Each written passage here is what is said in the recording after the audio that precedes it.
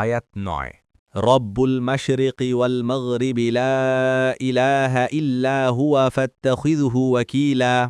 তিনি পূর্ব ও পশ্চিমের রব, তিনি ছাড়া কোনো সত্য ইলাহ নেই, অতএব তাঁকেই আপনি গ্রহণ করুন কর্মবিধায়ক রূপে। আয়াত ১০ ওয়াসবির আলা মা ইয়াকুলুনা ওয়াহজুরহুম হাজরান জামিলা। আর লোকে যা বলে তাতে আপনি ধৈর্য ধারণ করুন এবং সৌজন্যের সাথে তাদেরকে পরিহার করে চলুন। তাফসির ১ নং ফুটনোটের বিবরণ।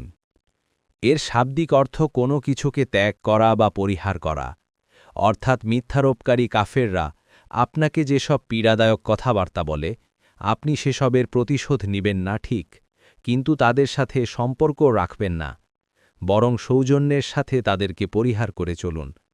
কোনো তাফসিরবিদ বলেন, পরবর্তীতে অবতীর্ণ জিহাদের আদেশ সম্বলিত আয়াত দ্বারা এই আয়াতের নির্দেশ রহিত হয়ে গেছে।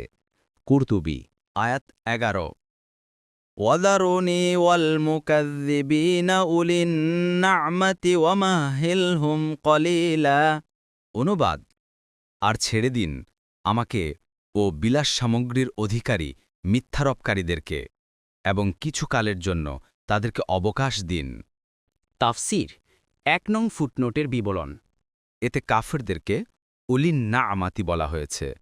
না আমাতুন শব্দের অর্থ ভোগবিলাস, ধনসম্পদ ও সন্তান সন্ততির প্রাচুর্য। ফাথুল কাদির আয়াত ১২ ইন্না লাদাইনা আনকালাও ওয়া জাহিমা।